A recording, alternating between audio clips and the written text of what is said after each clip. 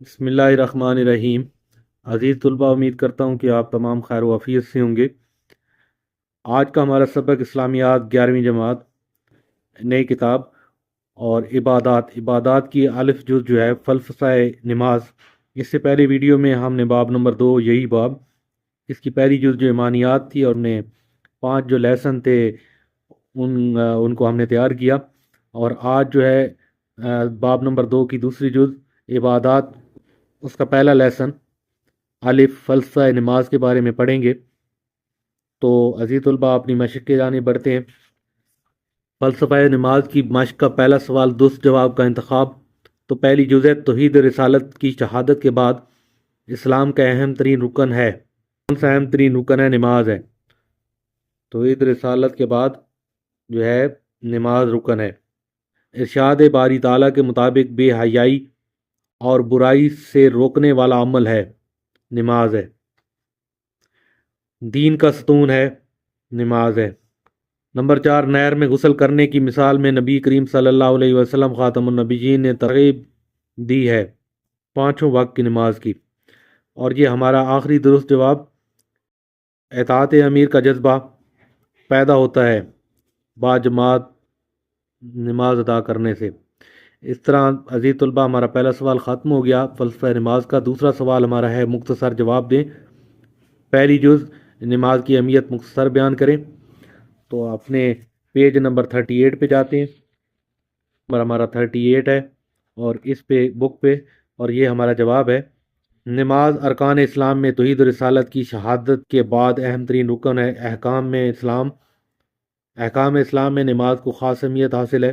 قرآن مجید میں نماز قائم کرنے کا حکم کثرت سے وارد ہوا ہے۔ ارشاد باری تعالیٰ ہے، جس کا ترجمہ یہ ہے، اور نماز قائم کرو اور مشرکوں سے نہ ہو جانا۔ یہ 2 لائنیں اور نیچے جو ہے یہ ترجمہ، یہ ہمارے پہلی جز کا جواب ہے۔ باجماعت نماز کی عملی زندگی پر کیا اثر مرتب ہوتے ہیں؟ پیج نمبر 41 پہ ہم دیکھیں گے اس کو۔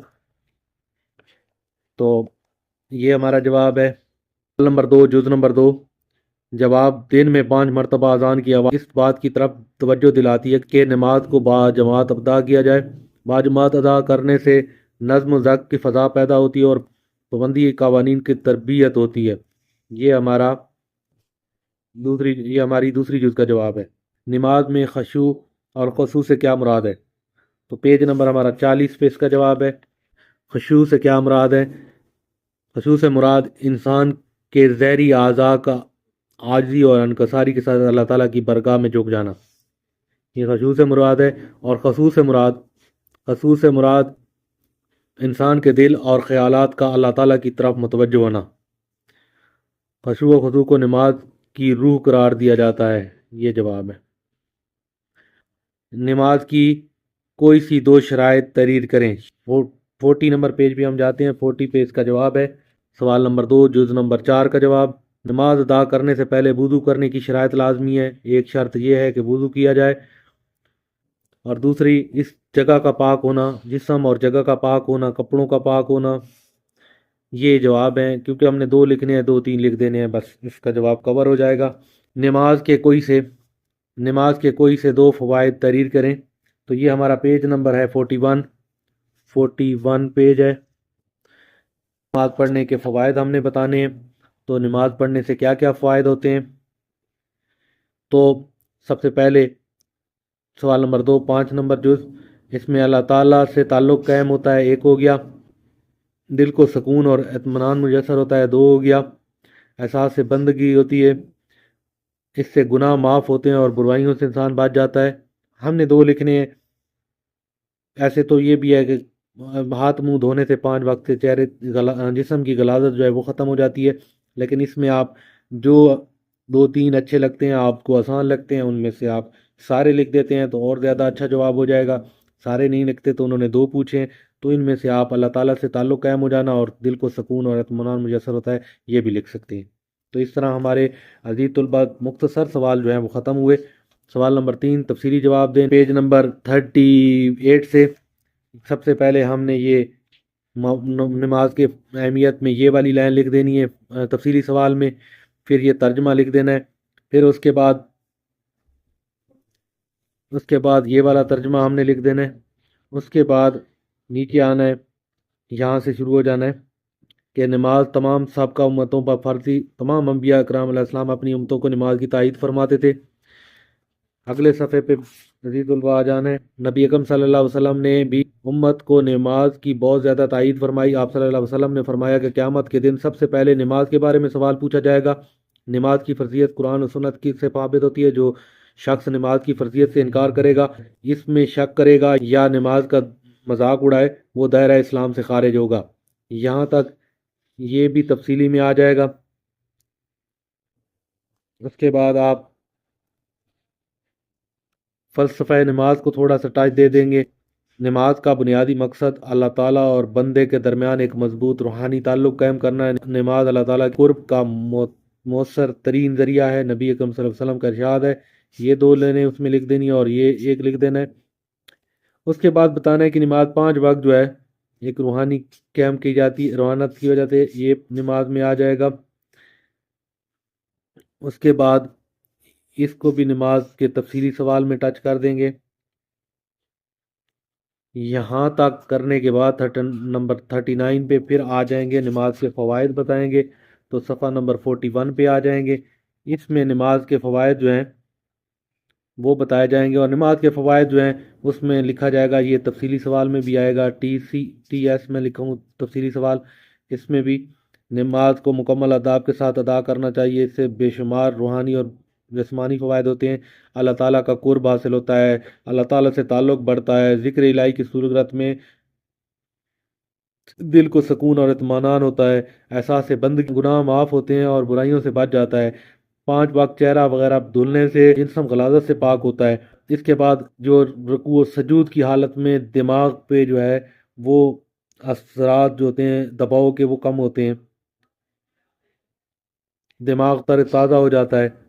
اور اس بس کچھ فوائد اور لکھ دینے ہیں اور اس طرح ہمارا جو ہے تفصیلی سوال مکمل ہو جائے گا. تو یہ سبق ہمارا مکمل ہوتا ہے.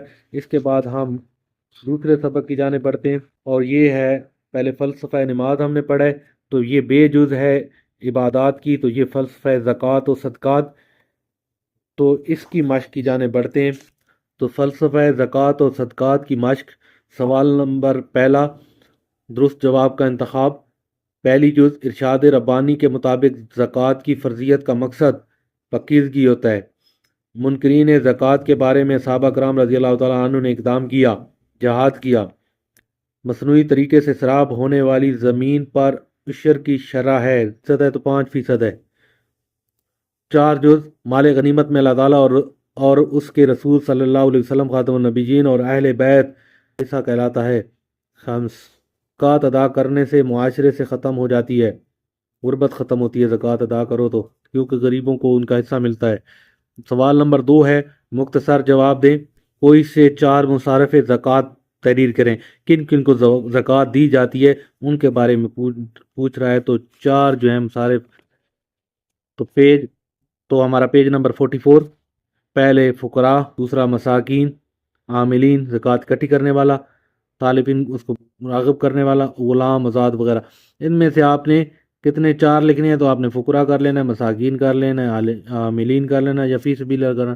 جو یہ 8 میں سے اور 6 جو دیے گئے ہیں، ان 6 میں سے جو آپ کو 4 ٹھیک لگتے ہیں تو یہ ہمارے سوال نمبر 2 جز نمبر 1 کا جواب ہے. جز نمبر 2، سونے اور چاندی پر زکوٰۃ کا نصاب تحریر کریں. یہ پیج نمبر 44 پہ ہے. نمبر 2، جز نمبر 2 کا جواب، زکوٰۃ کا نصاب 52.5 تولے چاندی اور 7.5 تولے سونے پر ہوتا ہے. اگر آپ کے پاس 52.5 تولے چاندی ہے تو اس پہ زکوٰۃ لگے گی، اور 7.5 تولے سونا بھی ہے جو کہ 1 سال کی مدت میں آپ کے پاس پڑا رہا ہے تو اس پہ بھی زکوٰۃ لگے. ان دونوں میں سے کسی ایک کی قیمت کے برابر جس پر 2.5% 40واں حصہ زکوٰۃ، 2.5% زکوٰۃ ٹوٹل جو پیسے یا ٹوٹل سونا بنتا ہو اس کی لگتی ہے. وہاں پہ آپ کا جواب یہاں سے شروع ہوگا، یہ پہلی لائن اور یہ دوسری لائن یہاں تک. آپ کا یہ دوسری لائن یہاں تک جواب ہوگا. آگے پھر جانوروں وغیرہ کا حساب ہو جاتا ہے. جز نمبر 3، عاملین زکوٰۃ کی ذمہ داریاں کیا ہیں؟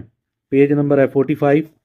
یہ جواب ہے سوال نمبر 2 جز نمبر 3 کا۔ جو لوگ زکوٰۃ وصول کر کے انہیں مستحقین میں تقسیم کرنے کا بیڑا اٹھاتے ہیں، انہیں اس فریضے کو انتہائی دیانتداری سے ادا کرنا چاہیے۔ اجتماعی اموال میں خیانت یا جرم بہت سنگین جرم ہے۔ تو یہ جو ہے 2 لائنوں کا اس کا جواب ہے۔ سوال نمبر جز نمبر 4 ہے ہمارا، اسلام کا نظام زکوٰۃ طبقاتی نظام کے خاتمے کا کیسے ضامن ہے؟ 45 پیج پہ ہمارا اس کا جواب ہے، یہ ہے تو اس میں ہے زکوٰۃ ادا ہونے سے طبقاتی تقسیم ختم ہو جاتی ہے، مطلب امیر اور غریب کا فرق ختم ہو جاتا ہے۔ زکوٰۃ ادا کرنے سے انسان کے پاس باقی رہا جانے والا مال جو ہے وہ پاک ہو جاتا ہے، اور اس کی برکت سے انسان طبعی بیماریوں سے بچ جاتا ہے، مطلب بخل وغیرہ سے پاک ہو جاتا ہے۔ اگر زکوٰۃ اور عشر خمس وغیرہ کا نظام صحیح معنی نفذ کیا جائے تو غربت کا خاتمہ ہو جاتا ہے۔ یہ سب سے بڑی، اگر صحیح طریقے سے زکوٰۃ کا استعمال کیا جائے تو جو غریب لوگ ہیں ان کا فائدہ ہوگا اور غربت کا خاتمہ ہوگا۔ تو یہ سوال نمبر 2 جز نمبر 4 کا جواب ہے۔ جز نمبر 5 ہے ہمارے پاس، اگر 10 تولے سونے کی قیمت 30 لاکھ ہو تو اس پر کتنی زکوٰۃ ہوگی؟ تو اس کا جواب ادھر ہی کر لیتے ہیں، 2.5 سے ضرب کریں گے اور نیچے 100، یہ ایک فارمولہ ہے، اس کے مطابق 100 پہ ڈیوائڈ کریں گے تو یہ 75,000۔ تو ہمارے جو 10 تولے سونے کی قیمت 30 لاکھ اگر ہو تو اس سے ہماری 75,000 جو ہے وہ سالانہ ہم پہ فرض ہے۔ سوال نمبر 3 ہے ہمارا، تفصیلی جواب دیں، زکوٰۃ کے احکام و مسائل اور معاشرتی اثرات پر نوٹ لکھیں۔ تو پھر اپنے چیپٹر کی جانب جاتے ہیں، صفحے پہ اپنا دیکھتے ہیں، نشان لگاتے ہیں اس سوال کا، تفصیلی سوال کا۔ تو عزیز طلباء،